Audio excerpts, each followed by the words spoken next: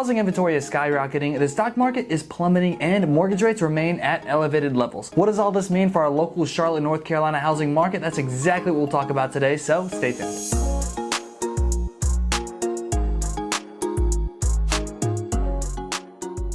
If you want to know all there is to know about our local Charlotte housing market, make sure you click subscribe and also follow us on Instagram where we do daily posts. That way you can follow us closer and know exactly what's going on in your backyard. My name is Josh Finigan, team leader with the Finigan Group powered by eXp Realty. And every single day, myself and my team are getting calls, texts, and emails from people just like you, looking to either buy or sell here in the Charlotte area. And guys, I'll tell you, we absolutely love it. So whether you're looking to move in 9 days or 90 days, call us, text us, email us, or just get a free update on your home's value. The link is just below. We'd love to connect, learn how we can help you guys make a smooth move. So we're finished with Q1 and it seems like it flew by, guys. It feels like just yesterday it was 2024, and it's been a very, very busy first quarter for our team and also for the housing market. Today we're going to give you the most up-to-date stats and information on our Charlotte, North Carolina housing market to take a look at what happened in the past, some trends to help us predict what we may see moving forward in our housing market. So the Federal Reserve did meet again in March. They met March 18th and 19th, and as predicted, there was no change in the Fed's rate. They held it steady. And at this time, it's really unsure if we're going to see a rate drop in May. The Federal Reserve is meeting again May 6th and 7th, and we may not see a rate drop on that meeting. It really depends on how the overall economy acts over the next couple months. Now, on average, the mortgage rate was actually a little bit lower throughout March than we saw in January and February. The mortgage rate really hovered around like 6.6 to 6.7% through the month of March. Let's go ahead and take a look at our local market and the number of new listings that hit the market. In March, 1,682 new listings hit the market, which was a 35% increase from the number of new listings we saw in February, and it was a 12% increase from the number of new listings we saw in March of 24. So the number of new listings surged in March, which we can expect, number one, through seasonal trends, right? We're starting to hit that spring market, so more people are deciding to put their homes on the market. But this has really been a trend that we've seen over the past few months, where more and more home sellers are deciding to put their homes on the market every single month. And we've really seen this trend continue since the beginning of last year. In March, 1,373 homes accepted an offer, which was a 37% increase in the number of homes that accepted an offer in February, and it was a 16% increase in the number of homes accepted an offer in March of 24. So there's definitely a lot more activity in the market in March, which a lot of it has to do again with seasonal trends.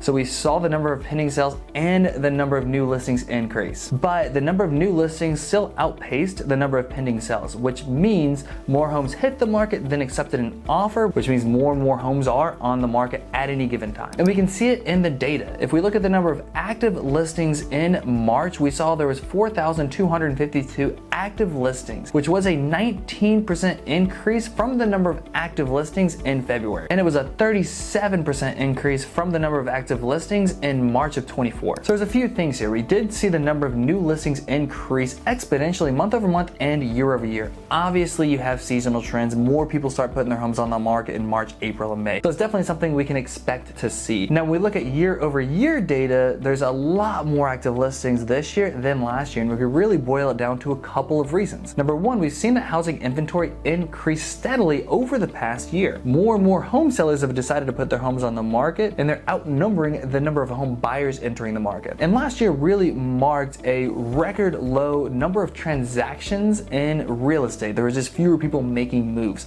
So we're starting to see that pick back up, definitely here in the spring season. In March, 1,002 homes closed, which was a 29% increase from the number of closed homes in February, but it was a 9% decrease from the number of closed homes we saw in March of 24. And again, closed homes is a lagging indicator, right? We saw a lot more new listings and we also saw a lot more pending sales. So we should see the number of closed homes actually start increasing year over year. Now, the average sales price for a home here in Charlotte in March was $633,000, which was a 19% increase from the average sales price in February, and it was a 15% increase from the average sales price in March of 24. So even though we've seen increasing inventory and elevated mortgage rates, the housing market remains resilient, and we're seeing a very healthy appreciation home price. Number one, because the Charlotte area is growing. growing, right? Over 100 people a day are moving to the Charlotte area. We're a booming city, so that's definitely going to keep that fuel going in the Charlotte housing market. Number two, because the overall housing market is pretty darn healthy. Even though there may be some turbulence and turmoil going on in other sectors of our economy, our housing market is a pretty healthy aspect of it, even though prices may be higher than some of us wish. So what does this mean for you home buyers? You definitely have more options to choose from, which was a big issue a few years ago where there was one home to 20 buyers, right? There wasn't much to choose from. Now you have a little bit of choice and you have a little bit of time before you actually have to make an offer on a property, so you can think a little bit longer about it. But keep in mind that this is still a seller's market and home prices have remained resilient, so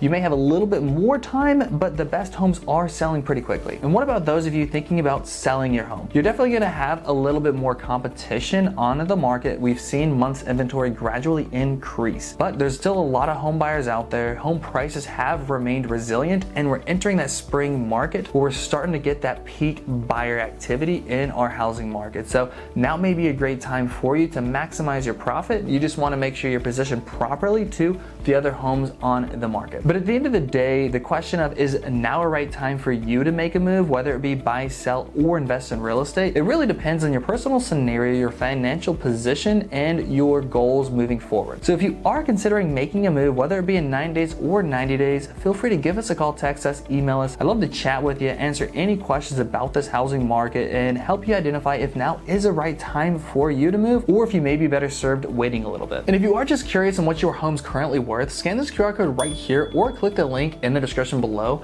It'll give you a free update on your home's value so you know exactly how much equity you're sitting on. Guys, thanks so much for watching. Until next time, I'll see you around town.